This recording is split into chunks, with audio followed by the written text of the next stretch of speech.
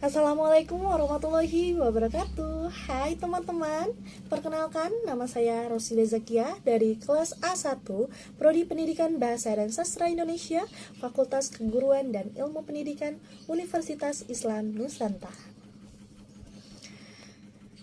Nah teman-teman, di sini saya akan sedikit menjelaskan dari hasil analisis saya, yaitu mengenai materi afiksasi.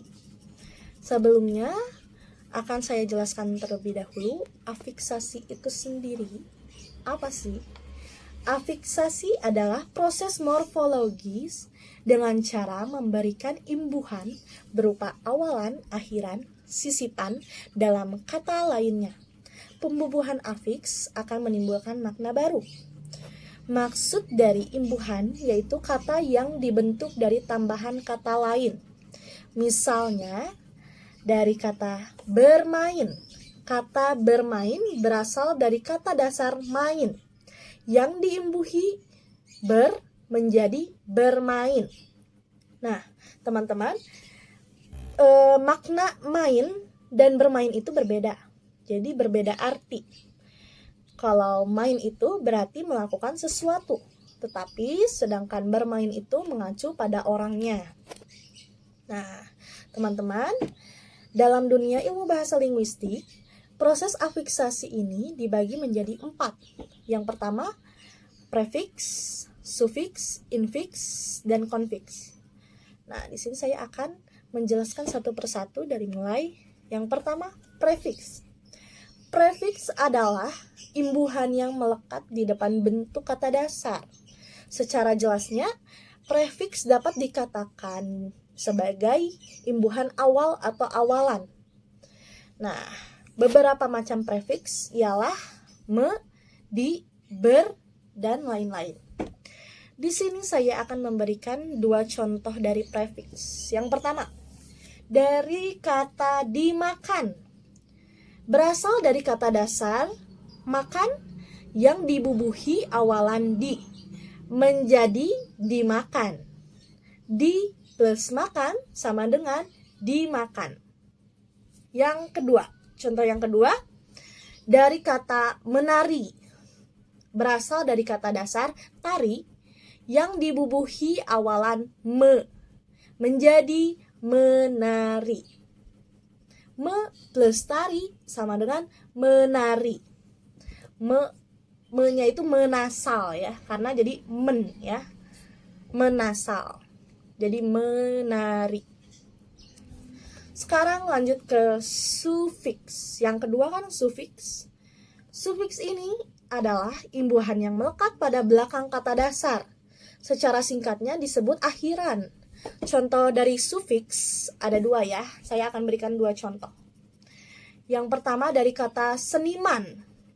Seniman berasal dari kata dasar seni yang ditambah akhiran man menjadi seniman. Seni plus man sama dengan seniman. Contoh yang kedua, dari kata awalnya.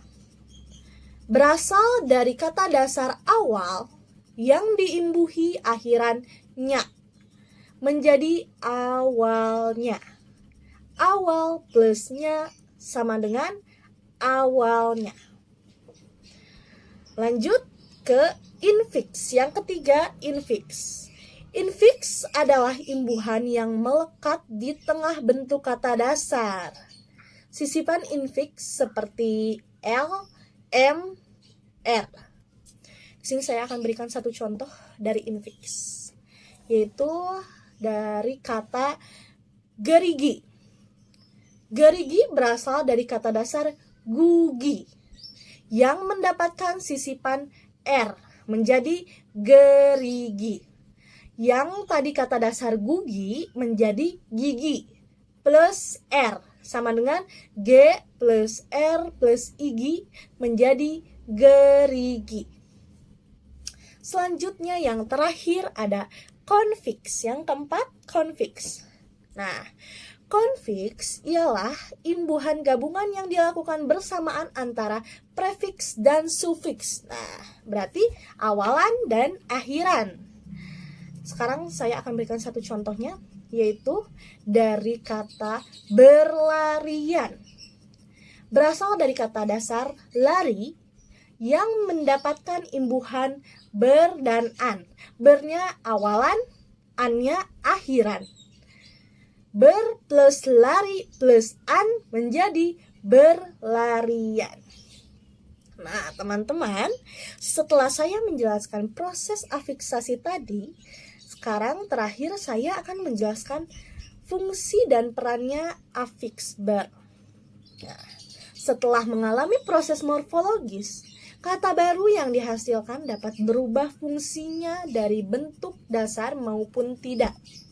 Dalam hal ini, ada dua proses dalam pembentukan kata, yaitu yang pertama infleksional dan derivasional. Di sini saya akan menjelaskan satu persatu dari mulai yang pertama infleksional. Infleksional merupakan kategori leksikal pembentuk kata baru hasil proses morfologis yang fungsi kata barunya sama dengan bentuk dasarnya. Nah, di sini saya akan berikan satu contohnya. Contohnya dalam afiks ber, yaitu saya akan ambil pada kata dasar kandang. Nah, kandang ini memiliki arti tempat istirahat hewan peliharaan. Nah, yang memiliki fungsi sebagai kata benda. Tetapi setelah mendapatkan tambahan afiks ber, maka menghasilkan kata baru menjadi berkandang. Kata berkandang memiliki fungsi sebagai kata benda. Nah, di sini saya akan berikan satu contoh kalimatnya. Pada kalimat menjadi kuda poni ini berkandang jauh di ujung taman rumah Pak Heru. Dari contoh tersebut dapat disimpulkan bahwa kata baru yang mendapatkan afiks ber dengan bentuk dasar yang berfungsi sebagai kata benda tidak mengalami perubahan fungsi, ya. Lalu selanjutnya yang kedua derivasional. Derivasional merupakan kategori leksikal pembentuk kata baru hasil proses morfologis yang fungsi kata barunya berbeda dengan bentuk dasarnya. Di sini saya akan berikan satu contoh juga, ya. Contohnya yaitu pada bentuk dasar sepeda. Sepeda ini memiliki arti benda beroda dua dan tidak mempunyai mesin, yang memiliki fungsi kata benda, ya. Tetapi setelah mendapatkan tambahan afiks ber, jadilah menghasilkan kata baru bersepeda. Jadi kata bersepeda ini memiliki fungsi sebagai kata kerja. Jadi berubah fungsi, berubah arti dan maknanya, ya. Di sini saya akan memberikan satu kalimatnya dari bersepeda, ya. Yaitu Alex bersepeda dengan Zahra setiap minggu di GBLA. Nah, teman-teman, dari contoh tersebut dapat disimpulkan bahwa kata baru yang mendapatkan afiks ber dengan bentuk dasar yang berfungsi sebagai kata benda mengalami perubahan fungsi menjadi kata kerja. Baik teman-teman, cukup sekian dari penyampaian materi kali ini. Saya pamit undur diri, mohon maaf bila ada salah kata ataupun kesalahan lainnya. Wassalamualaikum warahmatullahi wabarakatuh.